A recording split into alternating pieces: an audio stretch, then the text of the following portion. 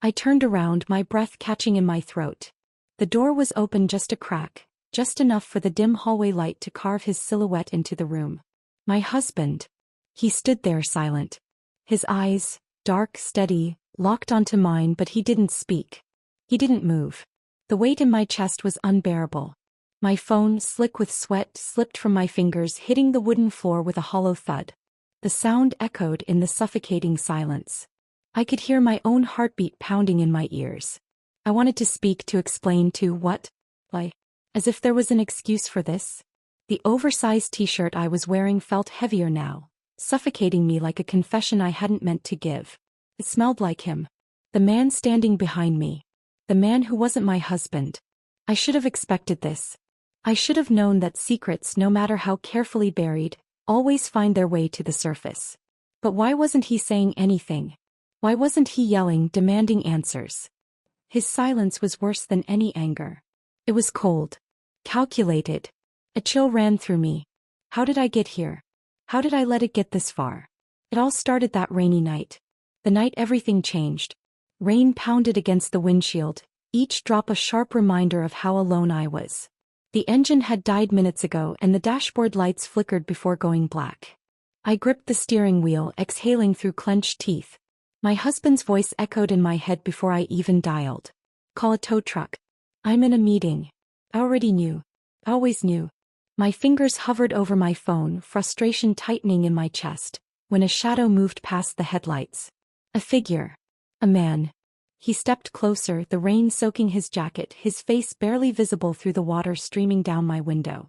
Then I saw him. My breath hitched. It was him. The one person I never thought I'd see again. His knuckles rapped lightly against the glass, his expression unreadable. Need a ride? His voice was calm, too calm. My body tensed. I should have said no. I should have called the tow truck. Instead I nodded. The car smelled the same as it used to. The silence stretched between us, thick with unspoken words. His phone buzzed.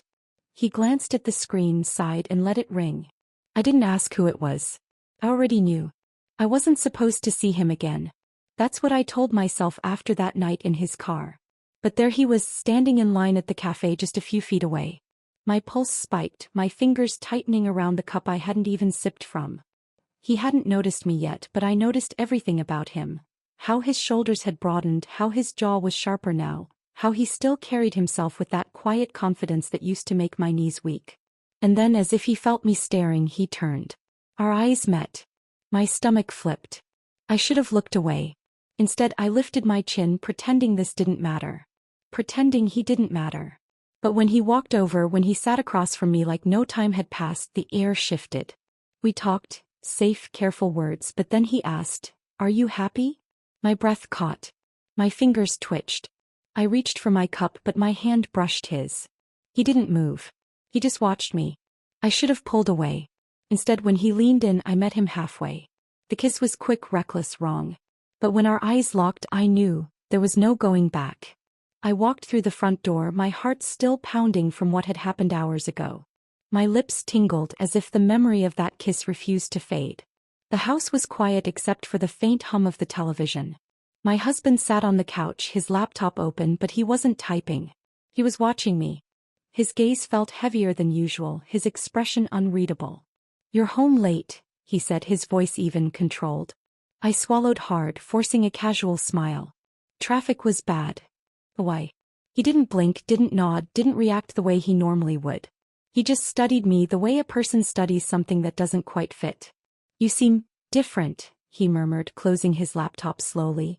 "Like something's on your mind." My breath caught, but I kept my face neutral.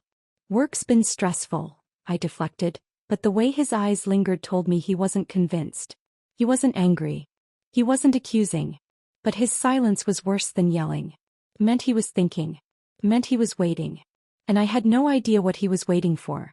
Dinner was his idea. A reservation at a restaurant we hadn't been to in years. A small bouquet of flowers waiting at my seat. He was making an effort, but something about it felt rehearsed, like he was following a script. I smiled, thanked him, played my part. But the way he watched me, the way his fingers lingered on his glass, told me something was off. Did he know? Or did he just sense it, the way animals sense a storm before it hits? The conversation was light, but I felt the weight of his gaze between every word. Back home, he pulled me close, his hands settling on my waist, his lips pressing against mine. I kissed him back, willing myself to feel something, anything. But it was like kissing a ghost, like trying to grasp something that had long since slipped away. A vibration against the counter made my stomach drop. My phone. I pulled away, my fingers closing around it just as his eyes flicked toward the screen. A name I shouldn't have seen. A message I shouldn't have received. His voice was calm but sharp. Something important? My throat went dry. Just work, I lied.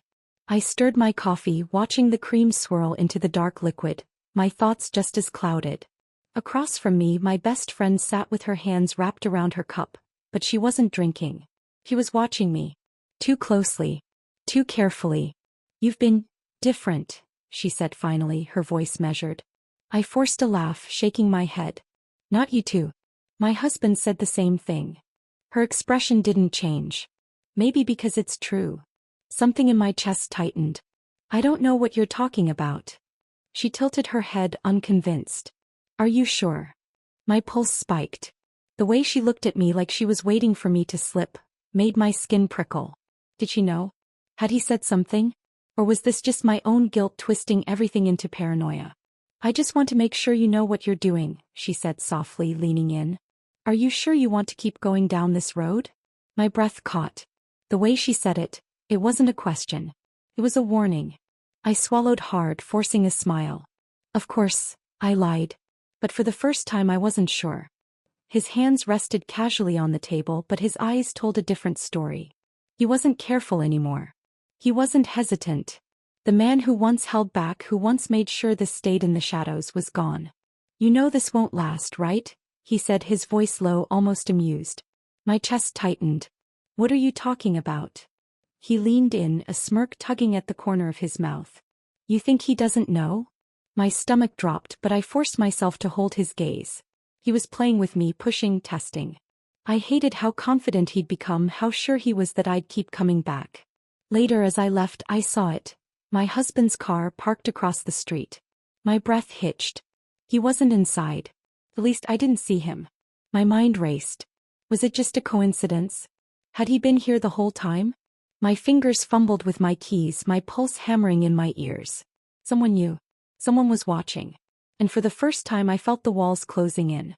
The night had been quiet, the kind of quiet that made me forget everything outside these walls. The weight of reality had disappeared, replaced by the warmth of his sheets, the steady rhythm of his breath beside me. I felt lighter, almost reckless in my comfort. The past few weeks had been a storm, but here in this moment I wasn't drowning. I was floating. He had gotten up early, moving around the apartment while I lay wrapped in his t-shirt, stretching against the soreness in my limbs. My body ached from the chaos of it all. Long drives, restless nights, too many emotions compressed into too little time. I smiled, thinking about how ridiculous it was. Just like that old car of mine, I had pushed myself too hard, too fast, and now I was paying for it. I heard him in the kitchen, humming something under his breath, the smell of coffee drifting through the air. I closed my eyes. A sharp click snapped them back open. The door. My breath hitched. My body went rigid. Slowly I turned my head and there he was. My husband. Standing in the doorway. Watching. Silent. Moving. I couldn't breathe. I stood there, frozen, my heart pounding in my chest as my husband walked past me, not a word escaping his lips. His steps were measured, deliberate, like he was walking away from something far deeper than just a moment of anger. He didn't even look back. I should have said something, begged him to stay, but the words caught in my throat, trapped behind the suffocating silence. He reached the door and without a second glance he was gone. The sound of the door closing echoed through the apartment like a final nail in a coffin. I didn't move. I didn't know what to do. But then I felt him behind me. The one person I thought would give me comfort, the one who should have been the refuge in this storm, was staring at me with a strange expression. His face was unreadable, but his eyes, there was something in them. Something darker. He wasn't angry. He wasn't sad. He was calculating. And that look, it terrified me. The man I thought I knew, the one who seemed to hold the key to the storm inside me, had become someone else. A stranger. And I was no longer sure if I could trust him. I thought I could control it all. I thought I had it figured out until I didn't. The sound of the door closing behind my husband was the last thing I heard before everything went quiet. He didn't shout, didn't demand anything. He just left, his footsteps growing distant, and the weight of his absence settled over me like a suffocating blanket. I didn't stop him. I didn't try to beg him to stay. What was the point? I had already lost him. And the former flame that once gave me hope? Gone. Just like before. He vanished without a trace, as if he had never existed in my life at all. I was left to pick up the pieces alone. Days passed, each one blending into the next, but I couldn't shake the feeling that everything was slipping through my fingers. Then my friend spoke those words, the ones that shattered the last bit of my illusion. "You know this was never going to end well, right?" she said, her voice colder than I'd ever heard it. The truth hit me like a ton of bricks. I had no one left. And now the loneliness was louder than ever.